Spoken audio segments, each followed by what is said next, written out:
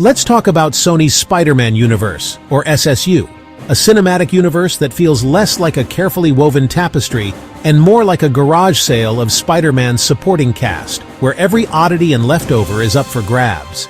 Instead of a meticulously crafted world, what we get is a patchwork of characters, each one hoping to capture a bit of Spider-Man's magic, but often feeling out of place. Sony, holding the film rights to Spider-Man and his rogues, made the bold move to loan Peter Parker to Marvel. But behind the scenes, they were determined to build their own universe with whatever was left: Venom, Morbius, Kraving, and more. The gamble? If audiences adore Spider-Man, surely they'll flock to see anyone who's ever crossed his path, right? That was the hope, at least. Venom's first film in 2018 was a surprise hit, raking in over $850 million worldwide, even as critics scratched their heads at its tone and story. Buoyed by that unexpected success, Sony doubled down, convinced that the floor was where the flavor was, and quickly greenlit a string of spin-offs, hoping lightning would strike twice. But after Venom, the A-list villains were gone, leaving Sony to scrape the bottom of the barrel. Cue Morbius, a film remembered more for its meme status than its movie-making merits. The core issue is simple. These villains were designed to be Spider-Man's foils, their stories intertwined with his. Remove Spider-Man from the equation, and you're left with characters that feel like empty shells, missing the spark that made them compelling. It's like selling tickets to a bullfight with just the bull, wandering aimlessly in the arena, while the crowd wonders what they're supposed to be cheering for. Sony's bold experiment, once full of promise, quickly turned into a cautionary tale for studios everywhere, a reminder that not every webspun leads to a blockbuster. Fast forward to 2024, when Sony's universe went from shaky to full-on disaster. The studio, once hopeful about building a rival to Marvel's cinematic empire, now found itself in the middle of a cinematic crisis.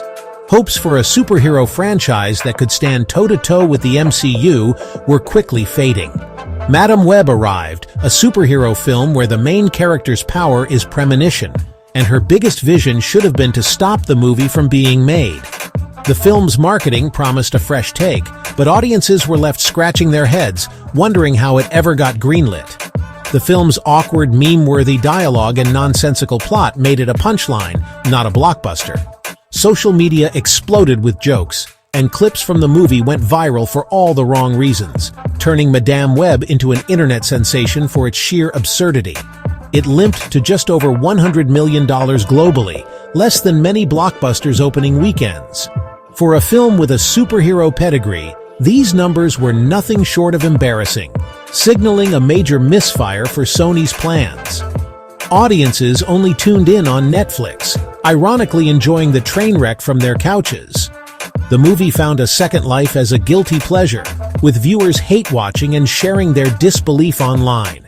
Then came Venom: The Last Dance, the trilogy's weakest performer, down 45% from the original's box office. Even Tom Hardy's charisma couldn't revive interest, and the franchise's momentum stalled. The novelty was gone, and even Venom couldn't save the SSU from audience fatigue. Moviegoers were no longer excited, they were exhausted, and it showed in the empty seats and lackluster reviews. Instead of building momentum, each new film drained enthusiasm for the next. The excitement that once surrounded superhero releases had turned into indifference, and anticipation was replaced by skepticism. By the end of 2024, Sony's grand vision looked less like Marvel and more like a string of direct-to-DVD sequels that somehow made it to theaters. The dream of a thriving cinematic universe had faded, leaving only a cautionary tale for studios chasing superhero glory. If Madam Web was a warning, Kraven the Hunter was the knockout punch. Sony reimagined Kraving as an animal-loving vigilante, missing the point of his obsession with hunting Spider-Man. The marketing confused everyone, and the film's debut was historically bad, Sony's worst Marvel opening ever.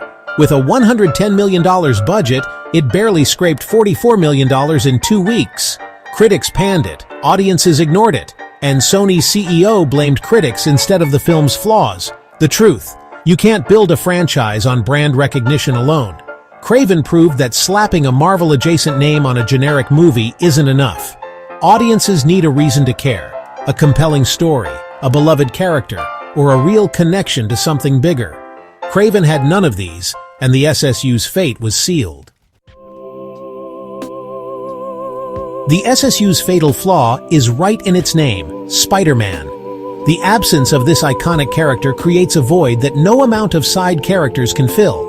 Every character, Venom, Morbius, Kraving, Madam Web, exists because of their relationship to Spider-Man. They are intricately tied to his story, his world, and his very essence. Without him, their stories are hollow, their motivations forced. They lack the depth and complexity that Spider-Man brings to the table. Sony tried to rewrite these villains as anti-heroes, but the result was generic, sanitized versions of iconic foes. These characters, stripped of their original context, fail to resonate. The films are filled with vague hints and Easter eggs but never deliver the real thing. They tease the audience with promises that are never fulfilled. It's like watching a prequel to a movie that will never be made. The anticipation builds, but the payoff never comes. Audiences are left waiting for Spider-Man to show up, and he never does. The frustration is palpable, leaving fans disheartened. Meanwhile, Sony's actual hits, the Tom Holland films and the Spider-Verse animations, put Spider-Man front and center. These films succeed because they embrace the hero. The lesson is obvious. Audiences want the hero, not the leftovers. They crave the central figure that ties everything together. The SSU's failure is a self-inflicted wound from ignoring their greatest asset. By sidelining Spider-Man, they undermine their own potential for success. It's easy to blame Sony, but their failures happened during a broader superhero slowdown. After Avengers Endgame, the genre lost steam, audiences grew tired, and even Marvel and DC stumbled. Superhero fatigue set in. What was once an event became a chore. Into this crowded, exhausted market, Sony launched a universe of B-list characters no one asked for. The timing couldn't have been worse. The SSU films felt generic and soulless, echoing the same complaints aimed at bigger franchises.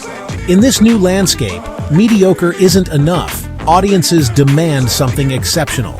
Hits like Across the Spider-Verse succeed by offering something new. Sony's spin-offs did the opposite. The result? Bland, disposable films that couldn't stand out in a saturated market. In the post-Endgame world, that's a recipe for failure. After flop, Sony's leadership blamed critics, not the films themselves. But audiences, not critics, decided to skip Kraving and Madame Web. Blaming reviewers is like blaming a food inspector for a restaurant's bad food. Sony's public defense was really an admission of defeat. Soon after, reports surfaced. Sony quietly canceled future SSU spin-offs. The dream of a sprawling universe was dead.